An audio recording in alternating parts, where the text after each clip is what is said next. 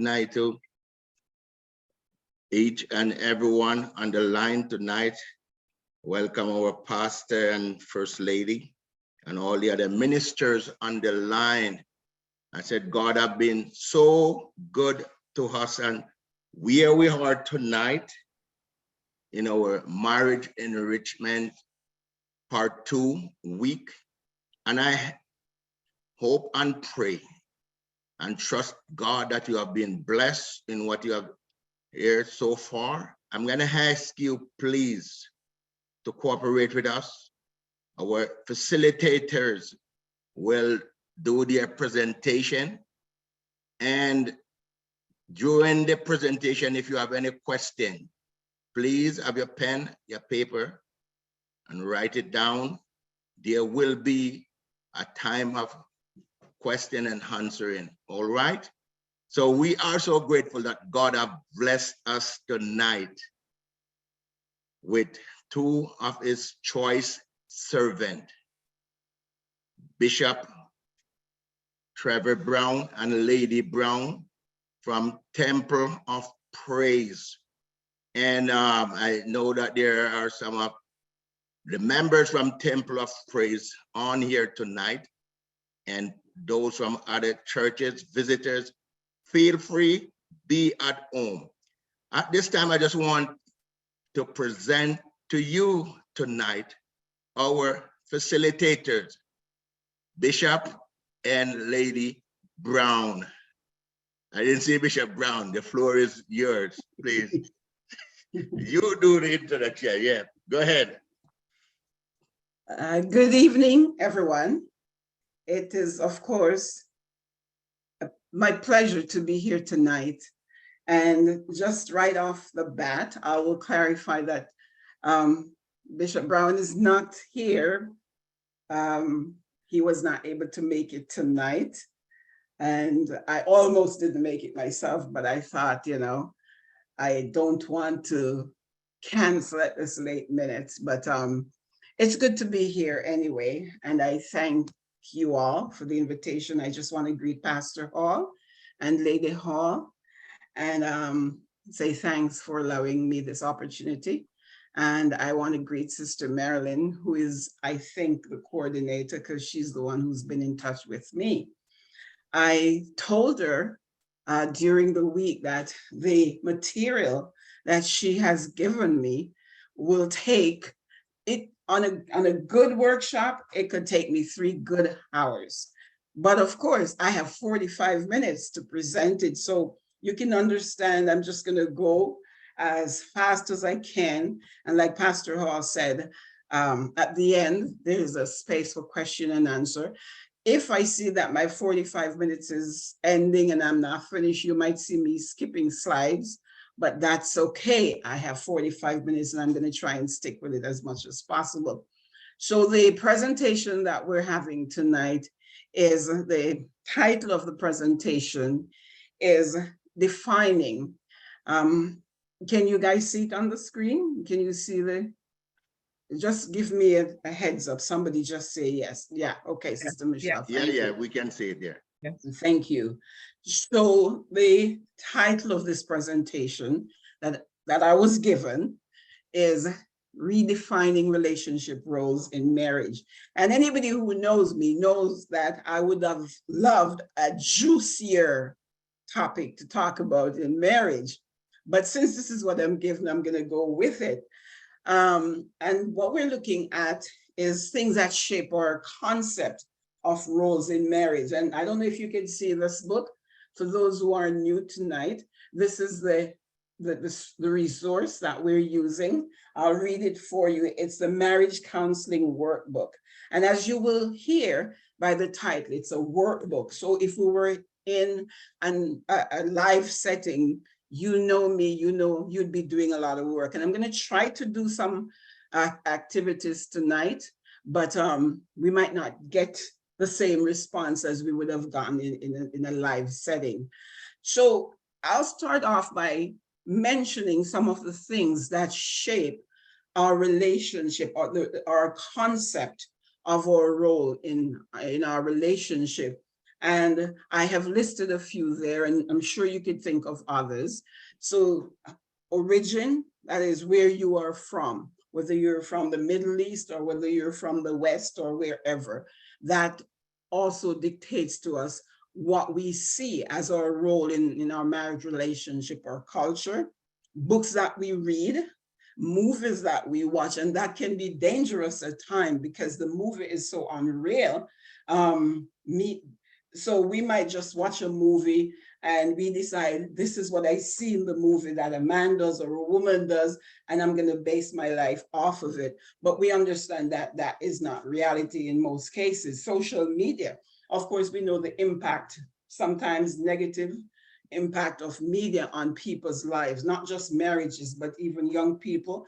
We know we can't rely on the media, the social media that we watch or read, because it is so far from reality in most cases. You'll see a couple posting all these wonderful, nice things. But the reality is, if you go to their homes, you will see a totally different things. The other thing that shapes our concept about our roles is mentor couples. Sometimes we are young people who just got married, and we tend to associate ourselves with older couples, and they, based on their experiences, their lived experiences, will try to teach us, the younger couple, what it is that a man should do and what it is that a woman should do.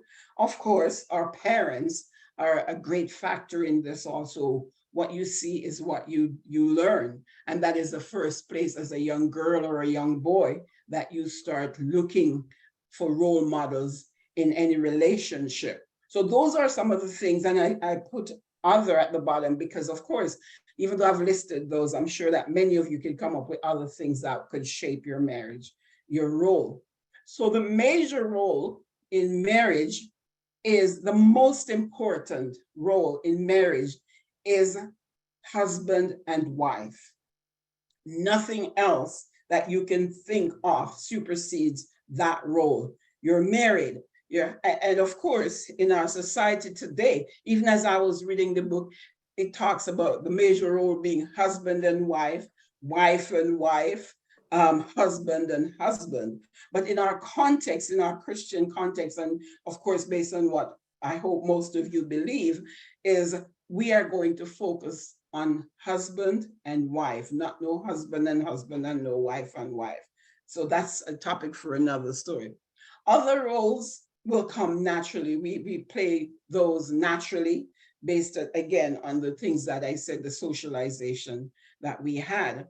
Others, so some come naturally and others we acquire, right? Or they are required of us. So some we acquire as we go along in the marriage, and others are required of us. And they can sometimes be uncomfortable. The ones that are required of us can sometimes be uncomfortable for the persons, depending on the culture and on your previous socialization. How we adapt to the various roles in marriage and our willingness to be open-minded will determine the strength of our marriage. And I don't want you to forget that, because that could make how we adapt and our willingness to adapt and to be open-minded can either make or break your marriage. So as we go along, I am going to ask you to, oh, I should have told you to get a piece of paper. Hopefully everybody is at a place where you can write. Most people use their phones now to do writing. So I want you to list some qualities that you expect from yourself in marriage and some qualities that you expect from your partner, because I'm sure each of us has different expectation. I expect that I should be cooperative. I expect that I should be loving. And as I'm talking, just be listing them. I expect that I should be loving. I expect that I should be nurturing. And as you hear me talking, you will understand that's because I was socialized to think the woman is supposed to be the nurturing person in the relationship. Then from my partner, I expect that my partner should be ambitious. He should be strong. He should be a breadwinner. He should be all of those strong masculine, and I'm putting masculine in quotation, but that is my expectation. Again, it goes back to my socialization. And that is what you will see throughout the night and throughout, if you really look back in your own marriages, you will understand that the socialization has a very integral part. And so you can understand if I come from one culture and my husband comes from another culture, you can understand the clash that will happen if we're not adaptable and if we're not willing to meet somewhere in the middle.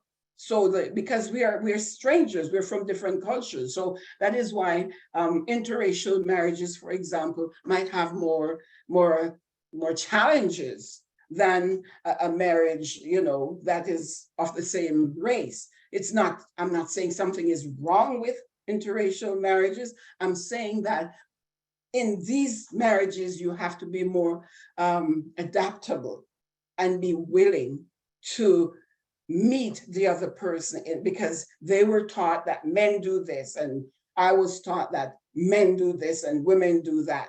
So somewhere in the middle, we have to meet.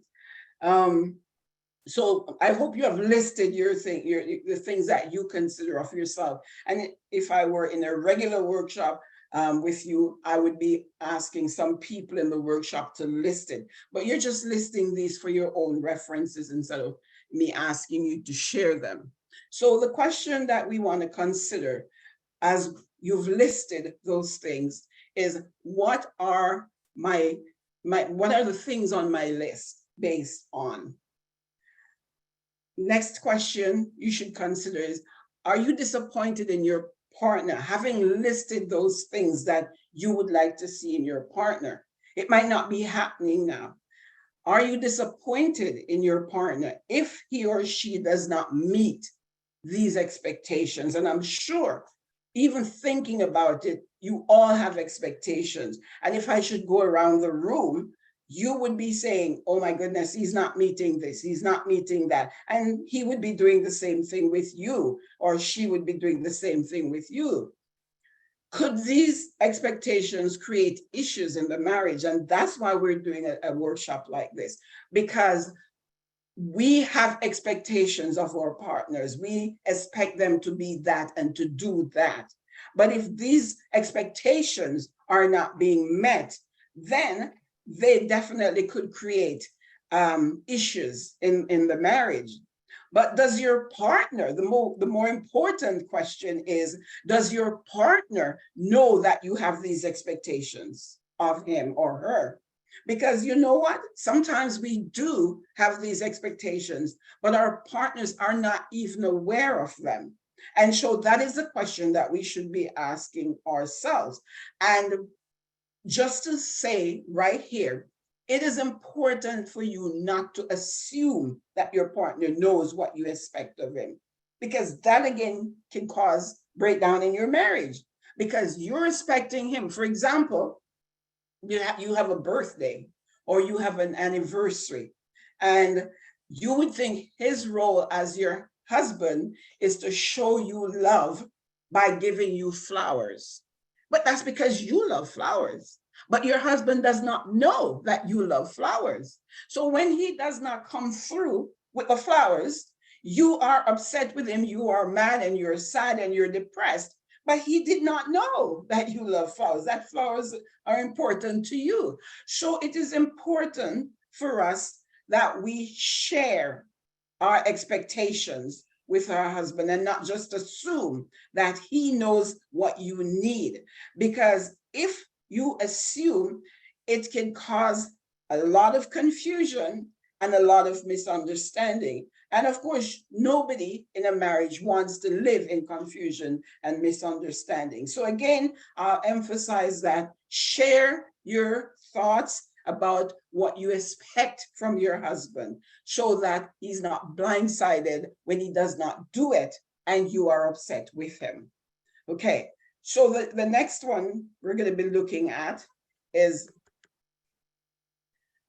I ask you right now to get a piece of paper and on your phone, you could do that too. Draw 2 columns and label one, yes, this is me, and label the other one, no, this is not me. Number it from 1 to 12. I'm going to give you 2 minutes to do this, a minute to do that. Do it fast, because I really want us to do a little bit of activity, and I'm not just talking all the time. So just get a piece of paper, any random paper, draw 2 lines and write yes and no. So when I read the thing, you are going to put a tick under, yes, this is me, and put an X under, or another tick under, no, this is not me. Okay?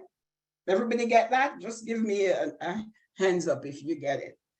Draw 1 line. On one side, you have, yes, this is me. On the other side, you have, no, this is not me.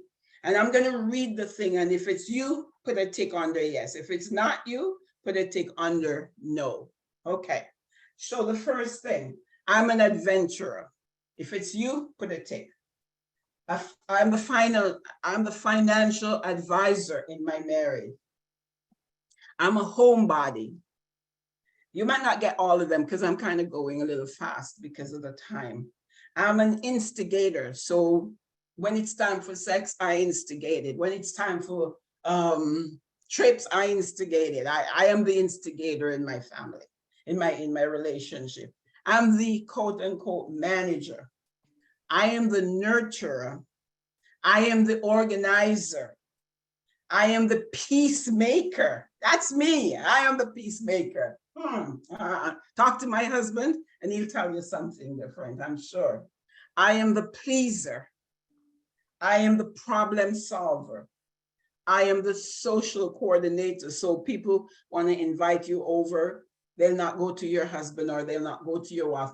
Depending on your situation, they'll come to you. So if that's you. So these are 12 things that you considered. Now, these are roles that people play in marriage. If you had 6 ticks under, yes, this is me, think of the ones that you couldn't say, yes, this is me, and start to consider, why couldn't I say this is me? And would I want that to be me? For example, if you had, I am the organizer, and you couldn't put, yes, this is me, it means it's your spouse, whomever he or she is. It means he or she is the organizer. The question that you should be asking for each of these is, I wish this were me. And why isn't it me? And what can I do that will allow it to be me if it will enhance the marriage? If that role that is not me now, if I decide to start helping or playing in that role, would it enhance the marriage or would it cause a breakdown in our marriage? So that is how you look at roles in the marriage. There are some things, remember I said, that come naturally, and there are some things that are learned, and some of them are required, and they might not be so easy, and they might not be so comfortable. But sometimes we have to get out of our comfort zone, and we have to get into that space where we're not doing a role in our marriage to be comfortable. Instead, we're doing it to enhance the marriage, for the betterment of your marriage. Okay, so just those are things that you want to consider, and don't just consider them because I'm talking about them now. What I would like you to do is, after this seminar, after this workshop, you go home and in your quiet moment, you think about them. How can I do differently? How can I play a part in another role that will be good for the marriage? And then take action to enhance your marriage in that sense. Okay. Sometimes you need to experiment with other roles. It's okay. They say I'm supposed to be a woman, I'm supposed to be a nurturer. But sometimes I also want to be the fixer-upper in my house.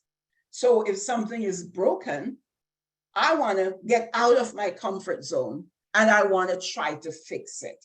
So experiment, because you know what? You'd be surprised to see that sometimes you're good at it, but you just didn't try it. Help each other to take on new roles. So if my husband, for example, sees me trying to be the fixer-upper, instead of criticizing me and saying, you know, you're not good at fixing or doing things, you're not good with your hands. Instead of saying something negative like that, what I would expect him to do is to say, you're doing a good job, man. Maybe you should try this. Or so yeah, maybe I would put this up here instead of there. So he's really helping you instead of criticizing you. I'm sure as I'm talking, so many of us who are online, at least one or two or three people can think of a situation where you tried to play a role and you thought you were doing the best thing and you thought you were doing good because you wanted to help, and yet your spouse will come and he or she will criticize you. So that's this workshop is to help us so that the next time we're tempted to do that, instead of criticizing, we say something uplifting and something that will endorse the person, whatever the person is doing. Make a conscious effort to compliment and support your spouse. And when I just put conscious effort in all caps there, because that's important, because it's not something that comes naturally. Our natural tendency, or many of us, I'm not going to do a blanket statement, but many of us, our natural tendency, if we see something that we don't like, or if we don't think it should be done that way, our natural tendency is to criticize negatively. But I am saying, that's why I'm saying you have to make a conscious effort. It's something that you do deliberately when you see your husband playing a role or your wife playing a role, even though that's not what you would consider the norm for that person. Encourage the person and make sure that he or she understands that you appreciate less negative criticism about what could have been and what he or she is doing. You could have done this, you could have done that. Talk about what the person is doing and the effort that the person is making at the time. Okay. Silence is not an option. Somebody will say, I'll be thinking, oh my goodness, I did this, that, I didn't even consider my role. But he didn't even acknowledge that I did it. He didn't even say thanks. How many of you have been in there? I can't see your hands, but answer in your own quiet space. Many, many times we do something and we feel unappreciated because the person, the wife or the husband, does not acknowledge that I did this. Okay. I went to the grocery shop and I did all the grocery and I came home with it. And he didn't even say to me, I could have gone with you, but I'm glad that you went, and, thanks for going and doing the grocery. He didn't say anything. He didn't appreciate the fact that I made the effort because I know he was doing something else and I went and did the grocery all by myself. Do not keep silent when your spouse does something, plays a role in your marriage that he or she is not used to playing. Open your mouth. It's not that hard. Open your mouth and say, honey, whatever you call him, babe, dear, I appreciate you. I say the babe thing. I watch these African movies and all of a sudden I want to, all of them in the African movies, they talk babe this, babe that, all the guys. So I decided I'm going to start calling my husband babe. So I was upstairs one day and he was downstairs and I started shouting, babe, babe. But he didn't even look at me because I'm not used to calling him babe. But if that's what you have to say to bring him closer to you, whatever it is that your endearing word is, say it and let him know, babe, I really appreciate this, or sweetie, or whatever you call him. I really appreciate what you did because you didn't have to do it, and say that too, right? Whether you like a role or not, Be an active participant in all aspects of your marriage. So don't put some things aside, say, I'm not going to do this because it's not my role. Be an active participant, whether you're doing the action itself or whether you're supporting the person who is doing it. For example, an adult child comes over or you have guests over. Do not, as a woman or as a man or the woman, get up and leave the other person alone to talk with the guest or to entertain the guest. If my adult children come over, I don't want Trevor to get up and leave me alone in the room with them. They've come over to visit. So his role is to host them with me. And sometimes we think, oh, the women might want to talk, so let them talk. I'll leave the room and go do what I have to do, go do my gardening. Or the woman might think, I'll leave the room if a man comes over and go do my laundry or something. But no, stay in the room, host with your partner. That is a good thing to do for interaction. Both of you participate in the interaction with your spouse. Okay.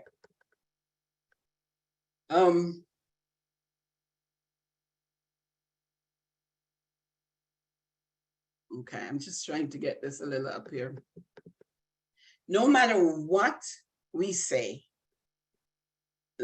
in our culture, there are some chores that we consider men's chores and some that we consider women's chores. No matter, I know you will say, oh, I am a liberated woman. Our home is very liberated. There are some things that I could do it. And, you know, I have 3 children. When my children were born, well, the first 2 anyway, when my first 2 children were born, and my husband was working the next morning, and my children were crying at 2 a.m. In most homes, or in many homes, it would be expected, since I'm not going to work the next day, I would be the one to get up at 2 a.m. to feed them. In my home, it was my husband who would get up. He would sit up and for an hour and feed the child while I was sleeping. In most homes, that would not be accepted, right? But yeah, he did it. And I thank him for that. But he was socialized to take care no matter what, disregarding what a woman should do and what a man should do. He wanted me to rest, so he did something that would be considered a woman role. So certain roles for men in our culture are for men. Certain roles are for women. But we can change that. That's a shift. We can have a paradigm shift. Okay? During the older days, during years and years back, the roles were clearly defined. And the reason for that is the context for that is men went out to work. Most men went out to work. They were the breadwinner. They earned and they brought home the money, and the woman took the money and provided food and whatever else that was needed. The woman stayed at home. She did the washing, the cleaning, the cooking, and she made a lovely home for her husband. In the context within which we are living today, where both men and women, in most homes, are working, that would not work. It would not work in most homes because the woman is now going out to work. The man is now going out to work. They're both breadwinners. They're sharing the finances. They're sharing the work. So when wife comes home from a hard day's work, she does not expect that her husband will be relaxing while she's taking care of the children, doing all the things that she alone is doing while he's relaxing. They both went to work today. So this is a different context in which we're living, and we need to understand that, okay? Like it or not, that has changed, and so many of the roles in marriage are changing if they've not yet changed. Let us be realistic about it. Let us not fight against it. Things that we never thought we would do, but we find ourselves doing now, because it is the context, the social context in which we're living. I used to be at home. When I had my daughter, for example, I was at home. I was at school at the time. So the first few weeks I was at home taking care of my child. My husband was still working full time. He, I would stay at home and I would vacuum or sweep or dust or anything. He's a clean freak. So he would come home, and what I did in the day, the vacuum, the cleaning, the mopping, whatever, he would come home and guess what he would do? He would literally go back over everything that I did in the day. So guess what I did? I stopped vacuuming, I stopped cleaning, I stopped doing all of the house chores. So guess what? He now was doing everything, but he didn't mind, because that's what he liked doing. And I didn't mind because that's what I didn't like doing. I didn't like doing it. So it was good for me. So in my household, that worked. In yours, it might not work. A friend comes to my house and she asks, where is the mop? I can't tell her where the mop is because I don't do the mopping. But if she asks me for something else, I can. In most households, that wouldn't work because the woman of the house, quote unquote, is supposed to know where the mop is because she's supposed to do the cleaning. I'm not saying that everybody should do what I'm saying. I am not saying it will work in your marriage relationship, but I'm saying there's a paradigm shift and we have to embrace it if it works for your marriage. And every single marriage is different. So you can't say, well, Sister Brown said I shouldn't mop the floor, and I'm not going to mop the floor anymore, because it might not work for your marriage and you might be breaking up your marriage. What I'm saying is there must be an understanding in the roles that each person plays in the marriage. And that's the only way it will work. We've got to understand that marriage, like a game, is a partnership. It's a team effort.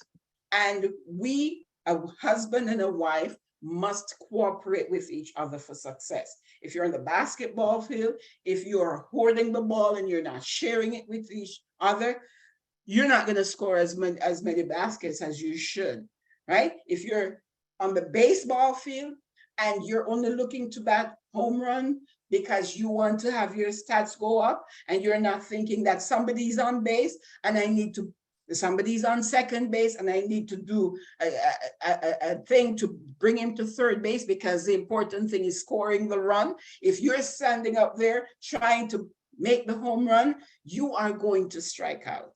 And that is the same thing in marriage. If you're trying to do everything for yourself, what you feel like doing, when you feel like doing it. If I don't feel like doing this role, I'm not doing it. If I feel like doing it, I'll do it. It is to my benefit. It won't work. The cooperation is the key for success in marriage. And if you don't cooperate with your spouse, then you're trying to do it alone and you are not going to be successful in your marriage. And no matter what people say, you are married. You didn't get married because you want a divorce next week. You got married because you want to make it work, especially us as Christians. Our goal is to keep our marriage going. But if we are pulling at each end, and sometimes it's not just that we're not cooperating in the roles, but we are competing in the roles. In marriage, we should not be competing. We should be lifting each other up. So if you do this role very well, I should not trying to upman you. I should be trying to support you because you do this very well. My husband washes his shirt very well. I don't like washing. And I said to him, you know what? I really don't like washing, but I will pay for you to take your shirts to the cleaners.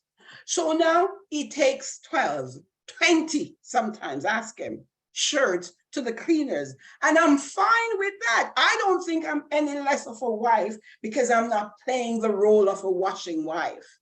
I just think that it makes our life more comfortable because he understands that that is one role that I don't like to do. But if somebody would come and wash the shirts, I would iron them till tomorrow morning because I like ironing. But you see, that is again an understanding that you have to have with your partner.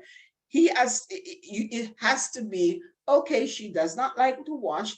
I will do as she says. I'll take it to the cleaners. But she likes to do something else. She likes to bake bun at Easter. She likes to cook a nice meal. And so you share, but we're not competing. We are supporting. And whether we like it or not, there are some marriages that we are competing in the roles that we do. We're competing.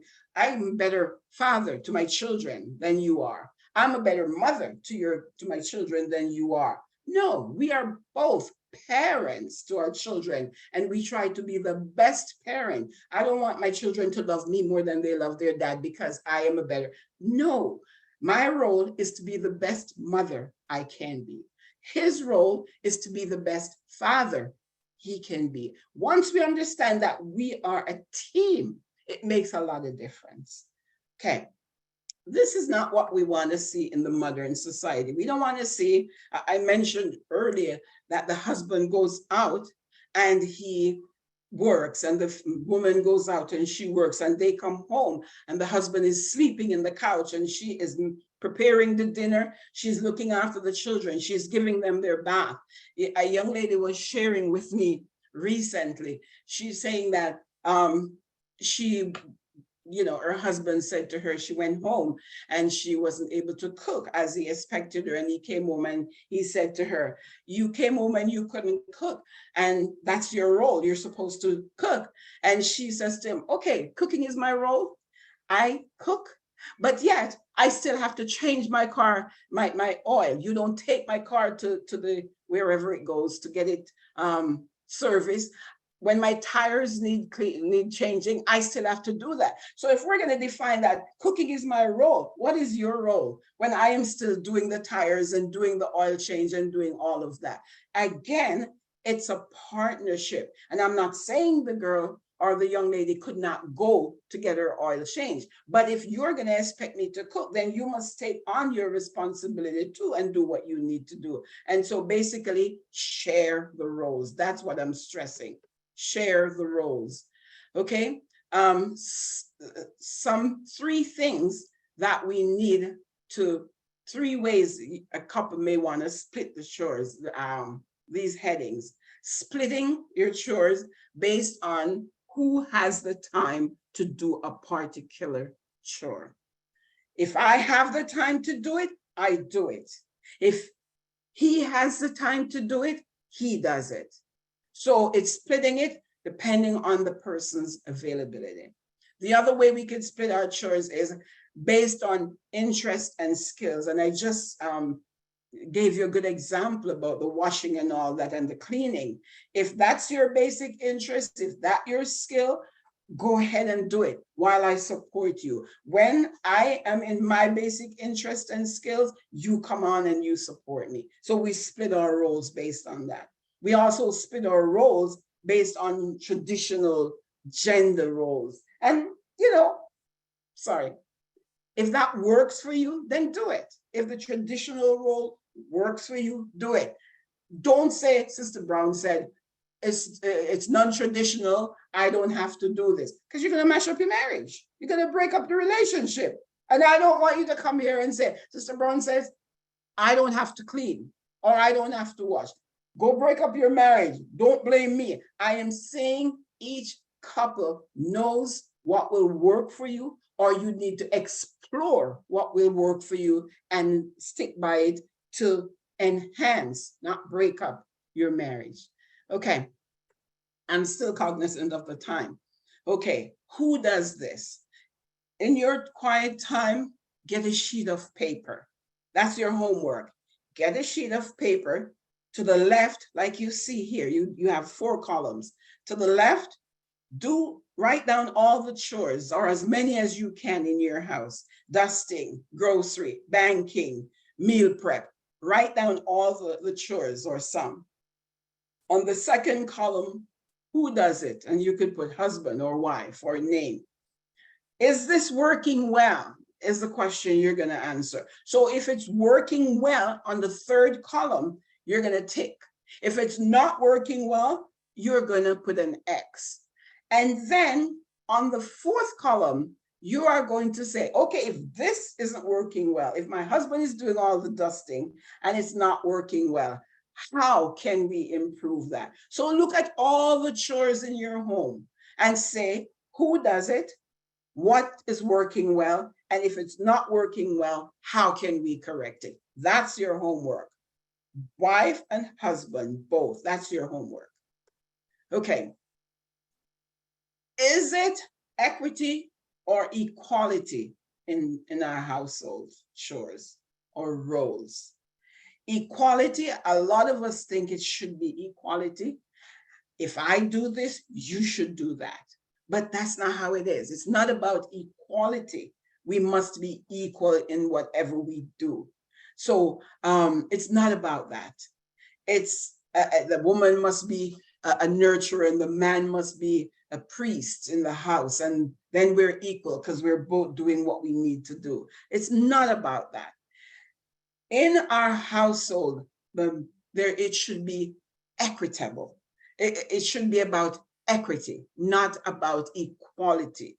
So equity means that if I am able to do this better, and I'm stressing that a lot tonight, if I am able to do this better, I'm not better than you, but I'm just able to do this task, I'm able to play this role a little better, then let me do it. That's equitable treatment of our relationship.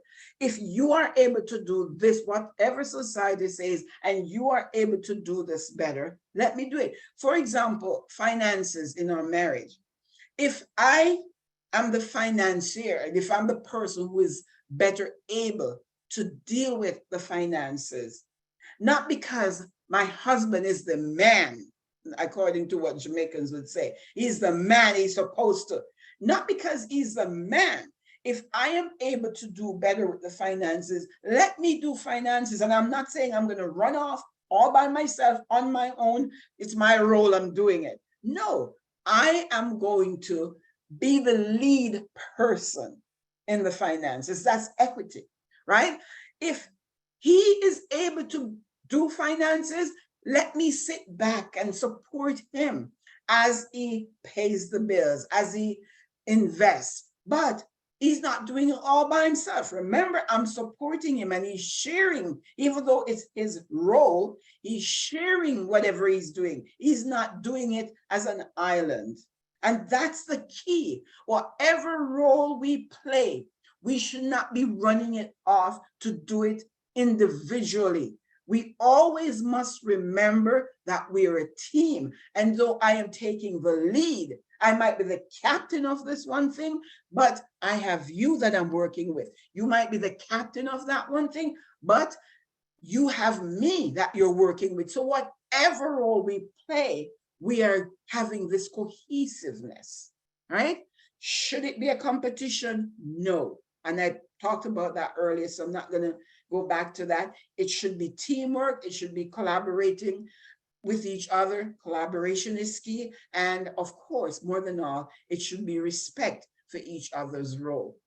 Do not assume. Your perception is not always right. And if you assume, what is going to happen is that you are expecting him to do something and he doesn't do it, and you are going to be upset with him.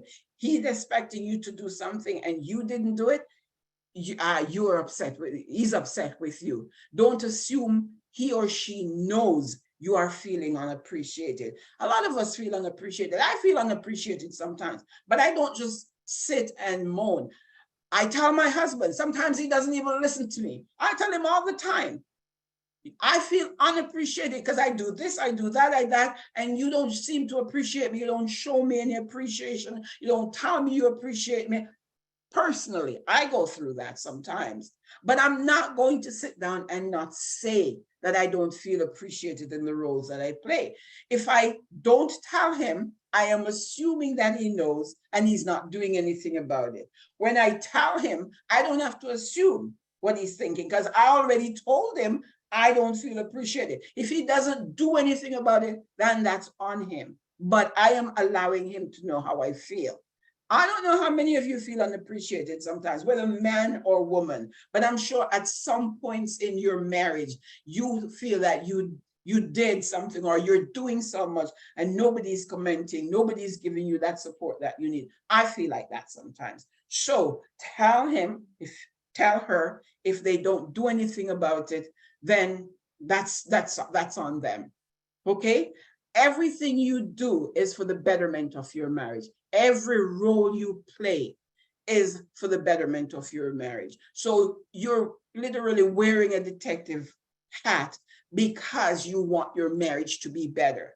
Observe your partner in various roles, whatever role he's playing, whatever thing he's doing. And roles mean the things you do or the persona that you take on. Observe your partner in those roles. Take turns to purposefully watch each other. And when you purposefully do something, act on it. Go over roles in a planned conversation. Don't wait until you're quarreling and then you say, okay, so you were supposed to do this and you didn't do that and yeah, blah, blah, blah, blah. We have that tendency. We all want to quarrel and tell what you didn't do and what you should have done. But this is why we're here, so that we can work with our marriage and make it better. Go over your roles in a planned conversation. Seek for ways, instead of criticizing each other in those planned conversations, seek for ways that you can enhance what you do and how you can make your marriage better. After all, we started out by saying the most important role that you play is being a husband or a wife. That is your most important. So I'm going to end where I started. And let's be practical. Sex is not the most important thing in our marriage, but it is important. But sex does not start in the bedroom. It starts long before you get to the bedroom.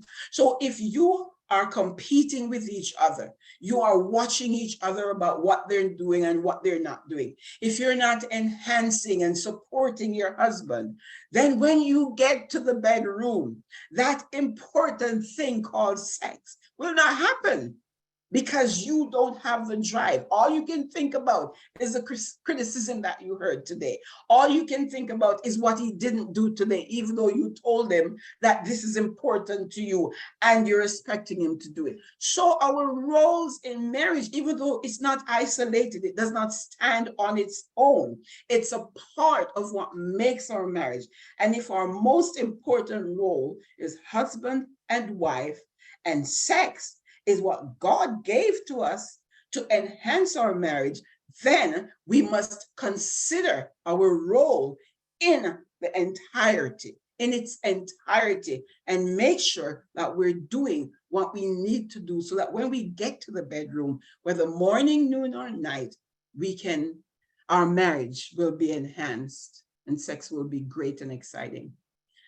Questions and answer. I am going to now stop sharing, and I'm going to turn over to Pastor Owen. And I think, is it Pastor Owen that's taking this now? I think I did. You gave me 10 minutes late, so I took back my 10 minutes. So I still have 1 minute, but I'm not going to use it. So I'm going to next slide to do, Rev? Sorry? Have you got the No, next I'm slide? done. Go ahead. No, I'm finished. I'm giving it back to you. Questions and comments now. All right. So go ahead. It's yours. You're still in the hot seat, so you know. All right, brothers and sisters, you have heard our facilitator, and I forgot to let you know that Reverend Joycelyn Brown is an educator, and she does not mess around. All right, so The floor is open. You have any question or any comment? Now is your time, please. You can unmute your line. If you don't want to verbalize, you can put it in the chat, all right? Go ahead. Go ahead, Sister Karen. Good evening, Sister Brown. Thank you so much. Good evening, everyone. How do we bypass the cultural barrier? Sorry, excuse my dog. How do we bypass the cultural barrier of role defining? How do we move past that? Because it's so ingrained in us. I think it's a conversation. You want me to answer it? Yeah, that's you. I think it's a conversation. It is something that you and your husband, you and your wife have to purposefully decide that we are going to see that whatever is happening now is not working. I think of a young man who came from Jamaica, and his thing was that Jamaican men, some of them, I don't eat leftover food. Now you can tell me, this woman that he came to she works full time. And he's coming from Jamaica and he's saying, I don't eat leftover food. Now, who is going to cook every single day a new meal? I know I don't do it, and I couldn't do that. So they will now have to sit down and talk it through. Now, you don't eat leftover food, so I'm fine with that. But which days are you willing to cook? So even though the culture that you came from was the woman needs to cook, but the woman in that culture might not have been a 40-hour work week woman. So now we're going to have to, in order for this marriage to work, we're going to have to shift paradigm. We're going to have to think about what will have the purposeful conversation. And I'm using that word very purposefully. Have the purposeful conversation about how are we going to work. To make this work, basically. But the conversation must be had. And it's not going to happen overnight, but it has to be had.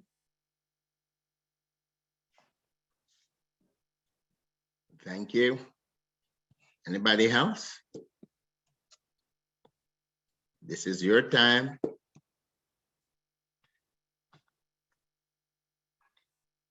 Okay, Rev, I have a question for you. How do we pay attention in our relationship, according to what you said earlier on? Do you think that it's important for us to pay attention in our relationship when the wife is speaking? What does that mean? What does that mean? Yeah. Clarify for me please clarify for me what that means. What do you mean by that? Is paying attention is important in our relationship. Sometimes the wife or the husband is talking and just go through one ear to the other. Mm-hmm. Are you listening? Mm-hmm. Or are you hearing? Oh yes, I'm hearing, but you're not paying attention to what I'm saying. Okay. You know what? Honestly, and I'm not being frivolous now. I'm going to give you an answer. The first thing that I would do, one of the first things, if I notice that my husband is not listening or I am not listening to him, one of the first things I would do is do a communication course. But the thing is, again, because we were, I'm going to frame a word here, coin a word, we were culturalized to think that going out for help is a shortcoming in our relationship. We don't go. But if we see that we're not communicating, he's not listening to me, I'm not listening to him, communication is not taking place, what would be the most logical thing to do? Either you do a self-taught thing on communication, or you go out and you get your help for communication. Or again, talk about it. Communication is key. When you have that quiet moment, when you go out for a weekend, you pack your things and you take him out for a weekend, 2 nights, just 2 or 1, if that's what you can afford, and you're in the hotel room. Let's talk about this. You know what I've noticed? I talk to you sometimes and you don't even hear me. The way you respond is like you're not interested in what I'm saying. I'd like you to start listening to me. Do I statements. When we do a communication workshop, we practice the I statements. I would like you to listen to me. I feel that you are not hearing what I say when I talk to you. We don't practice those things, but in order to help our marriage, we need to do it. When we do those communication workshops, we leave it wherever the workshop is done. But we need to take it into the homes. We need to take it into the bedroom or the hotel room, wherever we are, that we've are at the restaurant. If we can't go to a hotel, invite your spouse out to breakfast or lunch or brunch or whatever it is.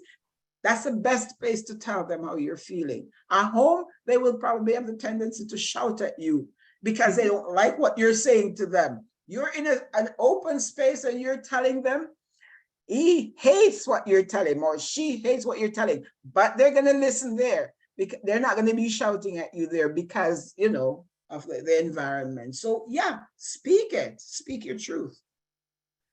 Okay, just to Can I jump in here for a second?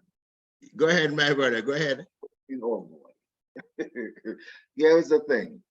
Pastor Hall is asking the question about listening. How do you get your spouse to listen, or they appear that they're not listening? Sister Brown, you mentioned about hotels, you mentioned about going out for dinner. I'll give you a life example. My wife always said to me, well, not always, used to say to me, you don't listen to me. You'll never listen. You listen to everybody else, but you don't listen to me. I would become very defensive and say, of course I listen to you. Everything you say, I listen to you. She said, yeah, you listen or you hear me, but you don't listen. In other words, I am not attentive enough in her quest to say what she needs to say to me.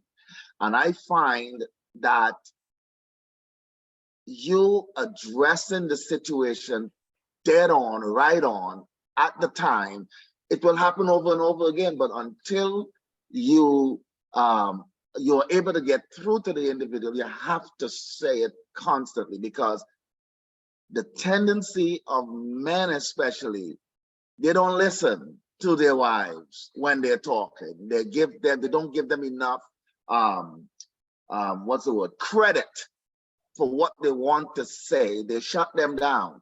And yeah, I'm guilty of that. I found myself in that position, but she brought it to my attention because I was unaware that I was not listening to her. So it is important, and it goes both ways too, right? You have to say something then and there. I hear you, Sister Brown, but you know, I need to say it then and there. And I'm glad that she brought it to me. And I think I've changed my ways, right, honey? Okay. Brother Matthew, There's a don't go away, statement. Matthew. Oh, What no, are some of there's some of wait the a second. ways for active listening? What do you think? Are you asking me the question? Yeah, I'm throwing that question on you.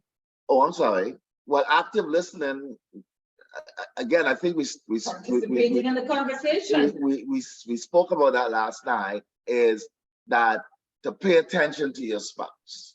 Participating in the conversation. Right. Because if I'm talking to you, there has to be something that you can come back with that tells me that you're listening, that we're talking. Right. But when I'm talking and you're like, you're hearing, but you're not Participating or communicating back. Then I get involved in the involved in the conversation. So Monica is saying that the way of active listen is to respond, to be responsive to the question, or responsive to the conversation that tells you, the individual that you're speaking to, that they are listening, even if they say right? But she's saying to respond or to communicate, she believes is what active listening, and I tend to agree with that. Thank you. Any question, comment? Go ahead, Rev. Go ahead. Just to mention something on that.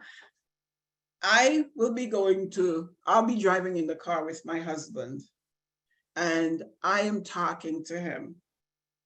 and I am upset about something and I'm sharing it with him. And guess what? He does not comment at all. I want him to say something. If I say I'm upset at traveling for X, Y, or Z, I don't want him to just drive on and not say anything. I think he's not hearing me, or he's not understanding my emotion or what I feel. And then I feel unappreciated again. I feel that, okay, what I'm saying is not important to him. And that is a communication blocker. I stop talking. Because, and so again, we have to be aware of communication blockers. Somebody just asked, how can I do active listening? One of the things we do in active listening workshop is we say, so what you're saying is, and if you're doing counseling, you do this too. The person has spoken, you want to paraphrase or repeat what the person has said, so the person knows you heard what he just said or what she just said. So if I said, you know what, I was so mad when Trevlin did X, or when Richard did X, or Scott did, I was so mad. I just want him to hit, just wanted, and Trevor would normally, active listening, Trevor would be saying, so what you're saying is you were really mad. And it sounds trivial that he's repeating what I just said to him, but what it tells me is that he heard what I said and he's processing what I said and not just sitting there saying nothing at all. He knows I heard him. He heard me. So one of the things in the chat is, I believe this conversation should be had. And I guess this person is talking about roles. And the person is saying, correct me if I'm wrong, whomever wrote it, I believe this conversation should be had before getting married. Therefore, both parties are on the same page and are in agreement with the role they will play during marriage. I like your optimism, but I have to shatter that, because I have to say to you, having been married for 46 years, on Sunday gone, 46 years, no matter how many conversations we had about roles 46 years ago, we would still be having issues with roles throughout those 46 years. If when they come up, we're not constantly talking about. Before we got married, I was in my early 20s. I did not know all the roles that I needed to play before I got married. So I could not have had those conversations adequately. But as you go through your marriage, the different things will come up. And that's why having the conversations is important, because as they come up, you deal with them. Basically, I'm saying you couldn't have had all those conversations before marriage. I would like to follow up on the communication or active communication. And somebody is saying, like Sister Brown was saying, they were driving and she was talking, but he was not responding. Somebody is saying, choose the place and the time for certain conversation. What do you say to that? You want me to answer that? Just before you answer, Rev, hold on. I think, Sister Hall, the husband is paying attention to the road. What's wrong with you? Yeah. Go ahead. Oh my gosh. That's when you're bad. So guess what? Honestly, so guess what I start doing? There was sometimes I'm talking to him and he's not responding, and I say, "Didn't you hear me talking to you?" He said, "But you never asked me a question. You just make a statement," and that just drives me crazy. Because if I make a statement, at least you can still respond to the statement. So this is what I start doing. I start being vindictive. So when he talks to me and I keep my mouth shut, I say nothing. And he goes, he touches me, slap me on my leg. You never hear what I say? He said, "But you didn't ask me a question. You just made a statement." Yeah, I throw it right back at him. Not saying that's the right thing to do, but I'm sending him a message. Just like you expect me to respond to you, I'm expecting the same thing from you. It is all about understanding that we appreciate each other and we need to communicate, talk back to each other. And not just when we're quarreling, but in civil conversations. I think Sister Miles' hand was up. I'm not moderating this, but I saw her hand, Brother Owen. Yeah, go ahead, go ahead. The question is thrown at you. So answer the question, please, wherever. Any other question, comment, please? And just want to let you know that this session is being recorded. So for your information, if you need to revisit, you can always talk with Sister Michelle. She'll be kind to forward it to you. All right. Question, please. Question. Comment? Or comment.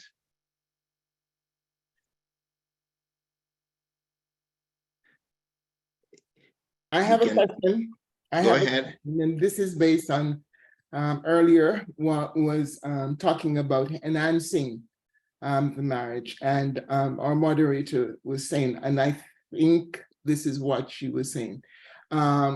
Even if something is uncomfortable, but as long as it will enhance your marriage, then you should do it. And my question is, if it's uncomfortable, what good is it? Because you're uncomfortable doing it. So if you're uncomfortable doing it, how will it enhance your marriage? Can I answer that, Sister Brown, before you? Go ahead, Sister Michelle. Yeah, no, I think, Sister Hall, the truth is so important. And sometimes even when it's uncomfortable, the truth needs to be told, right? Because when you hold the truth, it just bottles up more and more, pressure cooker getting, more combusted, if you will, until the explosion does happen. So even though it's uncomfortable, if it's the truth, it does need to be told. Of course, in a positive, gentle manner, as much as possible. Okay, so that is one aspect of it. And I was looking at like an action, doing something that is you aren't comfortable doing, not just speaking. You have an example, Sister Hall? Not really, just Okay. based on the what you had mentioned earlier. So if I'm gonna think of a scenario.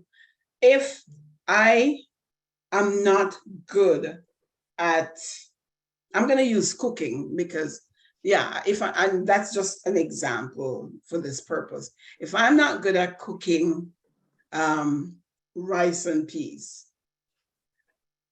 but my husband likes rice and peas, it makes me uncomfortable that I have to cook it because it's going to come out soft, or it's going to get burnt, or something is going to happen. It's not going to taste good. I'm going to put too much salt, or I'm going to not put the coconut milk in it, so it's not going to taste really nice. So I'm very uncomfortable about it.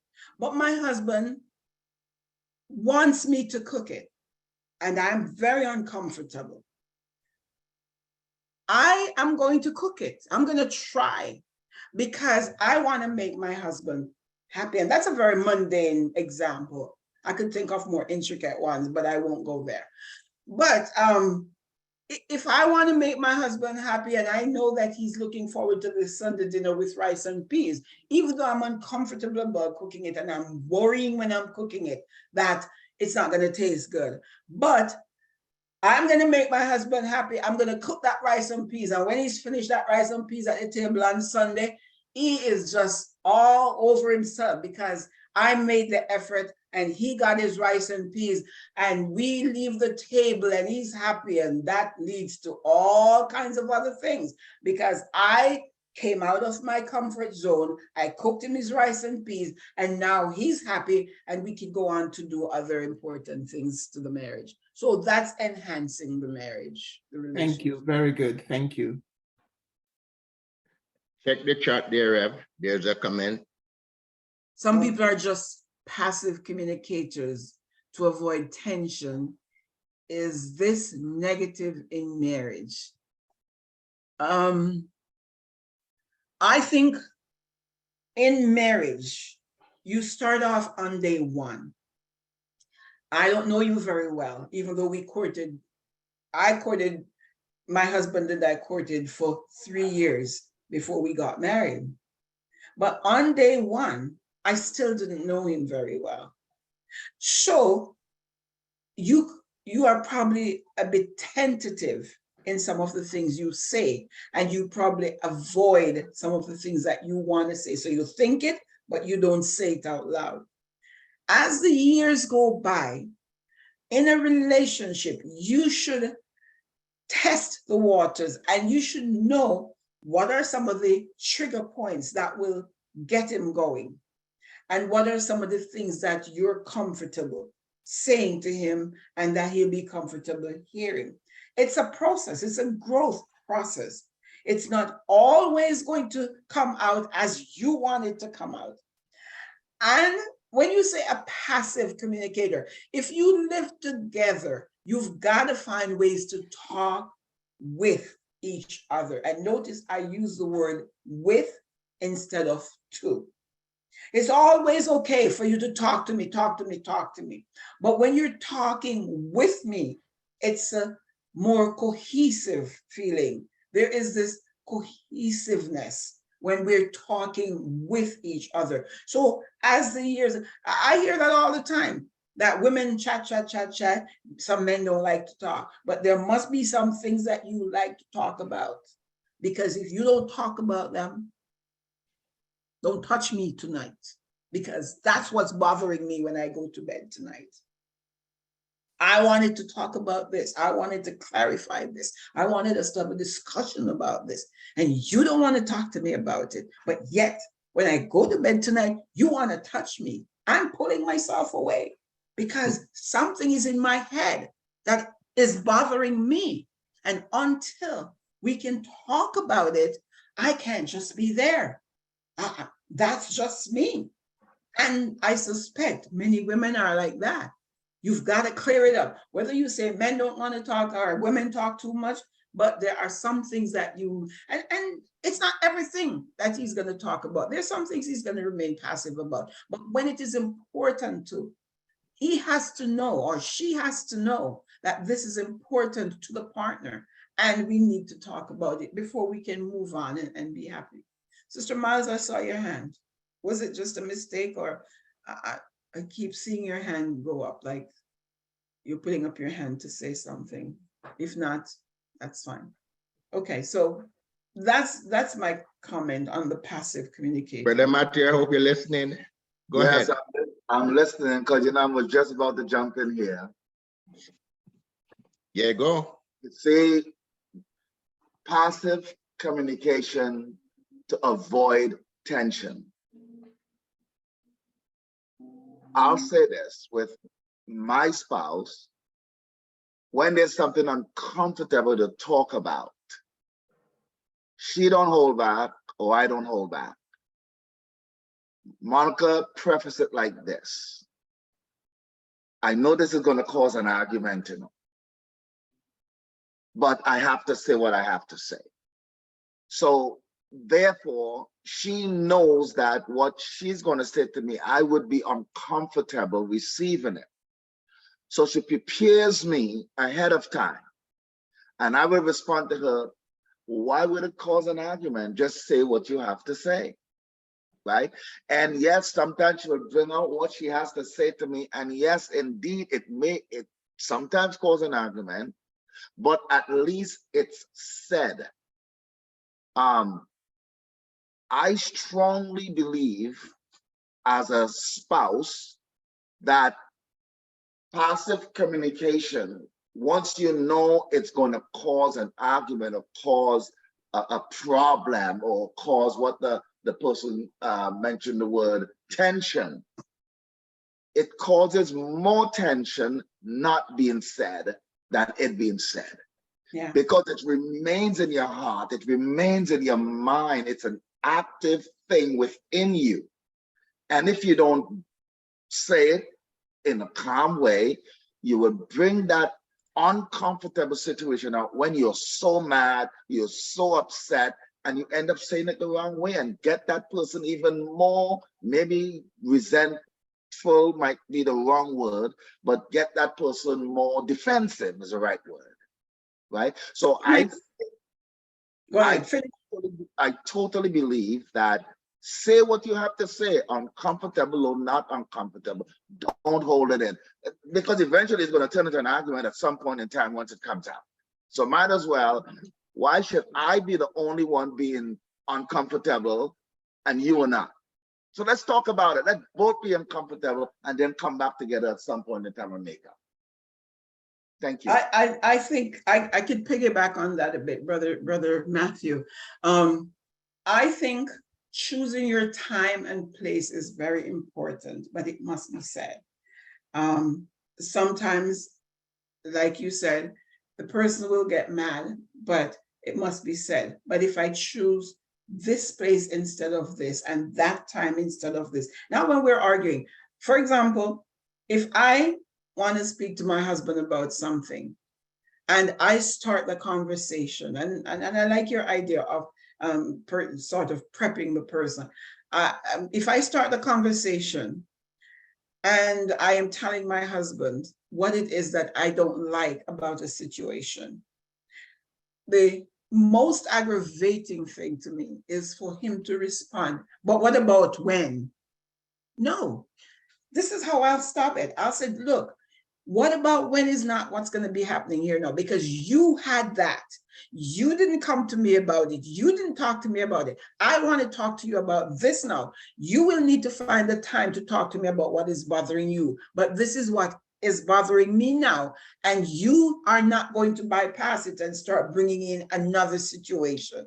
So that is something that you have to set boundaries with. If something is bothering you, talk about it. It might be uncomfortable. When I was in the school as an administrator and when I had to talk to a teacher about something that was going wrong, I would have the teacher in my office and I would say to him or her, I'd say, Mr. So-and-so, or if I call them by their first name, I'd say, we're gonna have what's called a difficult conversation. But in the end, I know that we are going to come to a conclusion that will benefit both of us. So it's going to be a difficult conversation. That's what I'm prefacing it. Like our brother Matthew says, he prefaces that sometimes. Once I say that to the teacher's comfort level becomes better because they know that I'm not there to beat on them. I'm here to correct the situation if there is need for correction. But at the end of this conversation, we're going to be okay. So sometimes we use these things in our secular jobs, but when it comes on to the most important relationship that we have, our marriage, we throw all of that out the window. Sometimes we are more respectful and we listen more to the people in our secular jobs than we listen to the spouse that we're sleeping with at night. So we need to change that. And like I said, make the husband and wife relationship the most important role that you play in the marriage. Check the chat there, Rev, please. Says, yeah, that's it. You got to prep the person. Truth must be told in spite of. Yes. And another question is, what if you are labeled as confrontational? Well, okay, let's put it this way. Sometimes when a woman does not want to hear, she will say, I can't talk to him because he's always confrontational. The man will say the same thing. I can't talk to her because she's always confrontational. But what does confrontational mean? Is it because they're trying to use that as a cover up or a blanket because they don't want to get to the real source of the matter? And sometimes people can do that. So don't allow a label to deter you from searching for a truth that you need to have, or don't allow a label to shut you up. But again, I say it's when and how you do it. If you are labeled as confrontational, write your thoughts down so your voice is not coming across. but your point is coming across. And when you're writing, you're not cussing off the person. You're just using I statement. This is how I am feeling. When you use these I statements, it's hard for somebody to say you're confrontational because you're not talking about them. You're talking about you. I didn't like that when I gave you the drink last night, I felt very unappreciated, not getting a thank you. I feel that sometimes when I speak to you, you do not listen to me. I feel that sometimes when I tell you how I am feeling, you do not validate what I'm saying. I feel I statements will always do it. If people think you're confrontational, use I statements. So you're not confronting anybody, you're talking about your feeling. What about if your spouse thinks that you are nagging? Right. That's pretty much the same thing. Pretty much the same thing. But you've got to talk. You've got to talk. Like I said, you cannot cover it over and expect that everything else is going to be normal until certain things. And this is what is, this is how I do it. If I can live without it and move on, I live without it and move on. But if it bothers me enough that it's recurring and I can't live without talking about it, then I need to talk about it. I can't move on. And truly and truly, I'm a talker. I like to have things resolved. But then at the same time, at 22, when I got married, so now all you know my age, that's fine. At 22, when I got married, if I am arguing 46 years after over the same things that we argued about when I was 22, something is wrong with both of us. It means, one, that we have not grown spiritually. It means, two, that we've not grown with our chronological age. We are still in that childish mindset or that childlike mindset. We've got to grow. Maturity is the key. So the things that I used to argue about with Trevor at 22, God forbid, I just look at them and cut my eyes and gone. No, they don't bother me. At the same time, there are still things that bother me that I need clarification on, or I need an understanding on, that I will need to talk about, and I can't move on to the next thing until we talk about those things. So choose your battles is basically what I'm saying. Thank you. Sister Michelle? Yeah. Go- Hold on, Matthew, please. Oh, Go ahead, sorry. Sister Michelle. Thank you. Yeah, I sort of put the nagging statement there, but I just really wanted to sort of clarify that too, to say it's so important. And Sister Patsy just said it, choose your battles. You know, don't make everything, some things you just need to grow into and understand each other to the point where what hill are you willing to die on? Some things is not worth it. And so if you're going to be, you know, making everything an issue, of course, then you're going to become a nagging woman and you're going to be labeled as confrontational. So you really have to choose your battles and identify what's important, you know, what really matters. And based on the level of maturity that you're in your relationship, you'll be able to bypass some things and just say, you know what, for life and for a healthy relationship and mindset, it's not worth it. Thank you. Go ahead, Brother Matthew. Yeah, I was going back to the confrontational stuff.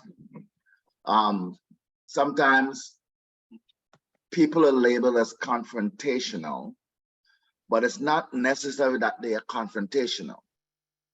They have some defensive mechanism, and also it's not what they say, but it's how they say what they say makes them appear to be confrontational. I believe a confrontational person is a person who always wants to have a clear conscience, right? But it's important for that person who is labeled as confrontational is how they verbalize what they want to bring across to the individual. It's a valid statement you want to make, but it's how you make the statement. And sometimes someone that appears to be confrontational depends on the environment that they're in, that I mentioned this before about being defensive. So based on the person that they tend to be confrontational with, it all comes down to how that individual is being treated. So what they say is sometimes what they mean, but it's how they say it. Thank you. Can I touch that for a minute? Go ahead. Like I said, I can only talk from personal experience. Last week Sunday was 46 years since we were married. Even within that, now, this last month, I went to my husband, non-confrontational, and I said something to him with my calmest Patsy voice. And he snapped at me. And I said to him, why are you answering me like that? I came to you calmly and I was not being confrontational. But the response he gave me was very confrontational. And had I answered him the exact way he responded to what I said, then we'd have a big fight, a really big fight. But that's where I say sometimes you have to choose your battles. And truly, when people say you're confrontational, sometimes it's an avoidance mechanism. They don't want to deal with what you want to deal with. And they say you come to them confrontationally. But it's not because you're confrontational. It is because they don't want to deal with it. They are avoiding the conversation. So you, in your heart, have to know whether or not, consciously or unconsciously, and truthfully, were you confrontational? Was that your intent? Because some of us will say, no, it wasn't my intent. But when we come across how we said it, like Brother Matthew says, it comes across as being confrontational. So those are things that we have to consciously and purposefully guard against. We want to talk about something with our husband. You know what? At a stage, I pray about it before I go. Earlier, I probably would just go and burst out and talk, and it wouldn't end well. Sometimes, even though when I pray about it, it still doesn't end well. But what can I say? Well, what can I say? We're being human. But we have to try Why to are all you sisters beating up on their brothers tonight?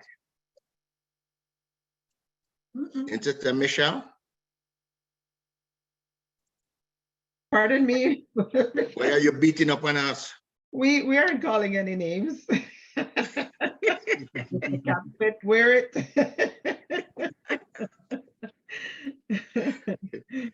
Check the chat there, Rev. Check the chat. Sister Susan just play something there. Okay, let me read this. I say something here, this is simple. Okay, Sister Susan, with regards to the game we participated in with the yes and no answers, Sister Brown, you said we should look at how many no's we had, and see how to change. Great. Sister Brown, I believe if your spouse is good at something, that is what makes him or her special, and complement each other.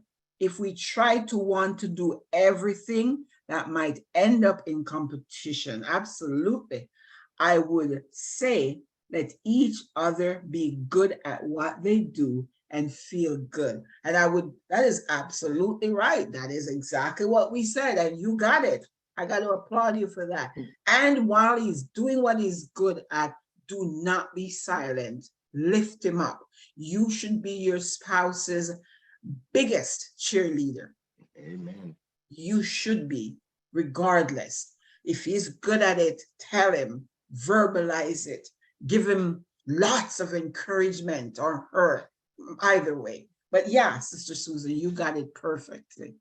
Brother Owen, it's 9:35, so I don't know what you want to do. It's 9:35 right now. So let's ask the audience here if they want to close off here or they want to pursue a little further. I think the question, You want us to continue a little bit more, or you want to end it here and pick it up on Thursday night? We're 5 minutes over, so, What- but it's up to you guys. What did you say, Sister Farragon? Maybe Sister Pastor have to go. And last night we did go a little overtime. And then I did put in the chat there too. Okay. Remember also a partner may have a hearing problem. How? I said, wow, that's not easy. That's not an easy one to with the communication part, you know. If Do your sign partner has a language. hearing problem, if your partner has a hearing problem, that's a genuine and legitimate reason for him not to hear you. You then cannot be upset if you say something to him and he does not respond, because he might not have heard you. So that is, again, that is when clarification is needed. That is when you say, did you hear what I said? And let him tell you or let her tell you that he or she didn't hear. So you either need to repeat or write it, or whatever way you have that you communicate with your partner, then you need to use that medium to communicate. I find that, to be honest with you, I find that writing is, whether your partner has a hearing problem or not, I find writing is very, very, very appropriate. And I was counseling a young person last week, and this is what I said to the person. I said, talk, don't be shut down. And once you've talked in a quiet moment, write. Because when you write, what happens is you lose some of the madness and the anxious, because you want to put, even if you have to write the same thing 3 times and rip up the first page and the first edition and write it again. But by the time you're finished the 3rd edition, you've said what you wanted to say, and a lot of the anger is gone. It's more reasoning in the 3rd edition. So write if you have to write, but communicate somehow. Okay. Thank you. Thank you. Reb, I just wanted to touch on this, and we're gonna close on this one, promise you. Workplace and home life relationship, how would you balance it? You have a rough day at work, and what happened when you get home? How would you balance that, the workplace and home life? Years ago, when I was in the classroom, my children were young, maybe 9, 10, 11, those age. I went to a seminar that was put on by Royal Bank. That changed my whole life, I have to tell you. It was put on by Royal Bank, and one of the speakers and some of the pamphlets that were given out, the essence of it was, because you're teaching all day and you have your own children at home, you get home, the last thing you want to do is to be confronted at the door by your children telling you, God, this, all kinds of things. So when my children were at the age where I was able to reason with them, and I used to come home about 4 o'clock in the evenings, and I said to my children, I called them in a meeting, and I said to them, explained to them what I got from the conference. And I said, I don't want to be aggressive with you when I come home. I don't want to shout at you. I want to listen to how your day went. I want you to tell me, but I want to be in a frame of mind to listen positively. I had the conversation with them. And I said, when I come home 4 o'clock, from 4 to 5 is my time. I come home at 4 and I go into my room. My kids will see me. They won't bother with me. They don't do anything with me. If they were playing, they will keep playing. I go into my room and I spend that 1 hour relaxing, watching the TV, reading, doing anything for that 1 hour. At 5 o'clock, I would come out of my room and I'm all theirs. And I'm here, I am relaxed, I am rested, I had my hour to myself. That was Patsy time. I come out of my room and it's all there. It's my husband time, it's my children time. You have no idea how that changed my relationship with them, because they understood that I needed that hour too. I mean, I'm teaching kids every day. I come in, I don't want to hear my kids. I just want to be. It changed our whole relationship, and they were young, but they understood. And if anybody called me between 4 and 5 and they answered that telephone, they would not get to me. And if my husband answered that telephone, they would not, that person would not get, my husband is not letting them through in that hour, my children would not let them through in that hour.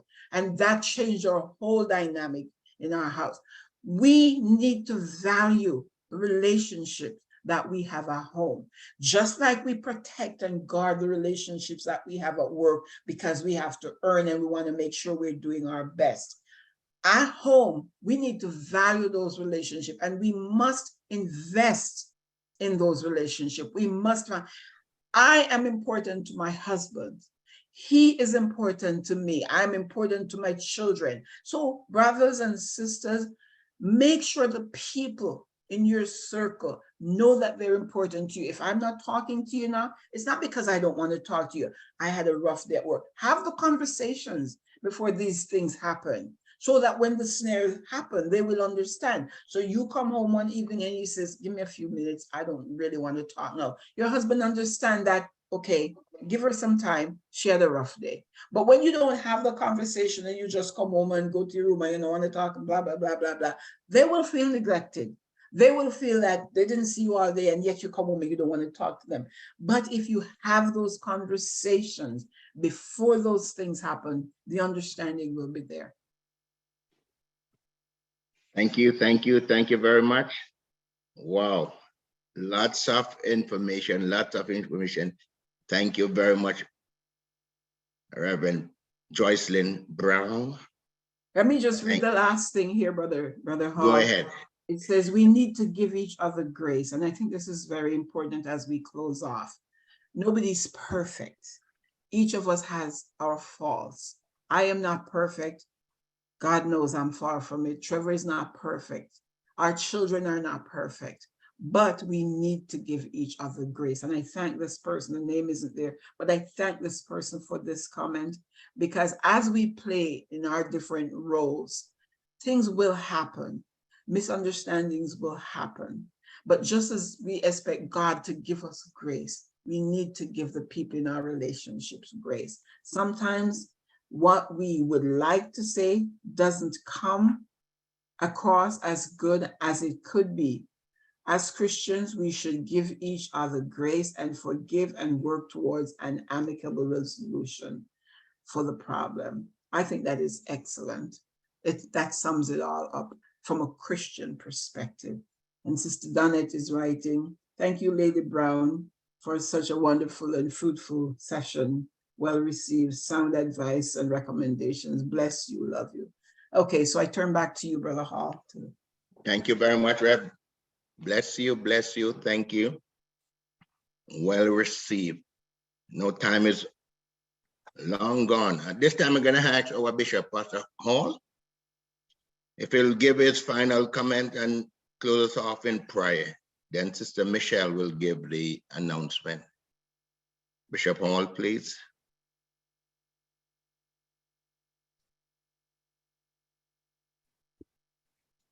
Yes, pleasant good night to all the listeners and viewers and participators, everyone from far and near.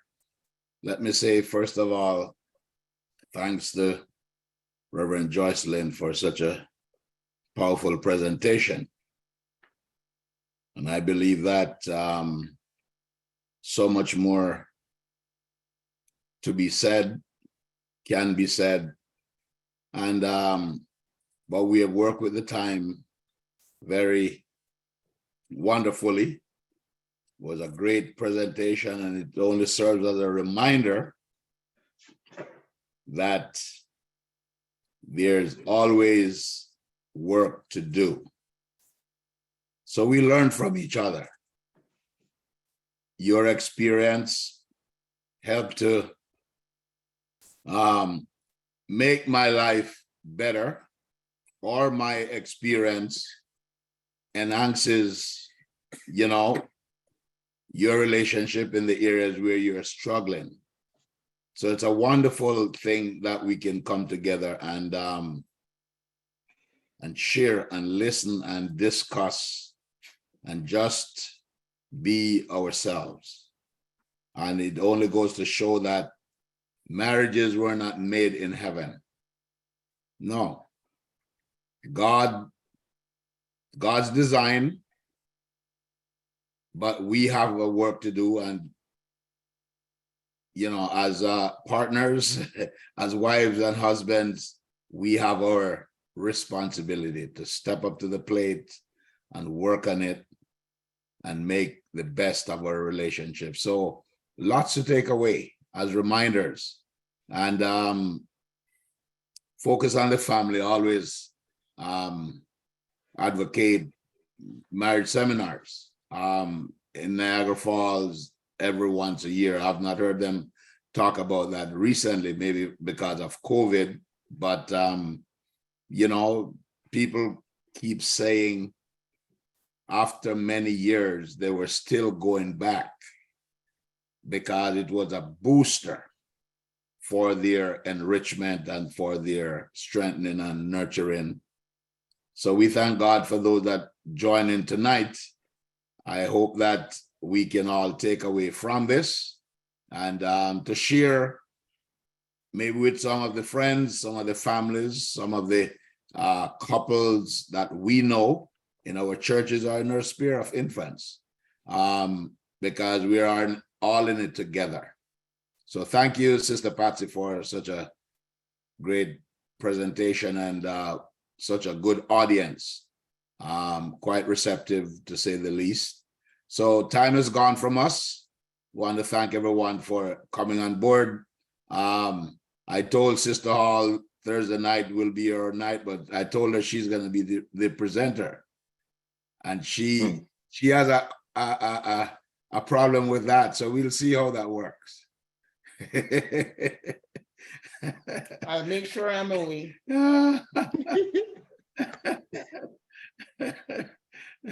So anyway, all right, the Lord bless you. Tomorrow evening, just remember, there's a district Bible study that begins at 7:30.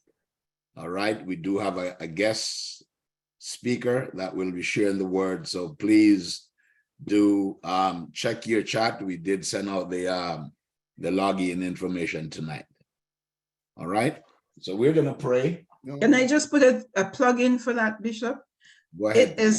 It is a very good speaker that we're having tomorrow night. He was there last week, and we did an 8-week course with him last year. Sometimes Sister Michelle and others were there, and he started last week to talk about evangelism, and you would want to hear him. It's please, if at all you can join tomorrow night, please join. It's a district, and if you're a visitor and you're not part of our district, please join. Ask somebody that you know for the link, because it's a speaker that you will want to hear. He's very well versed on what he's doing, and he's very deep with what he's saying. So please try and come. Yeah, can I get the link there too, Brother Hall? Sister Michelle will be giving it momentarily. Yeah, I'll post it here and then I'll send it out in our chat. And if you can just reach out to whoever you know on our prayer line, and they will pass it on to you as well.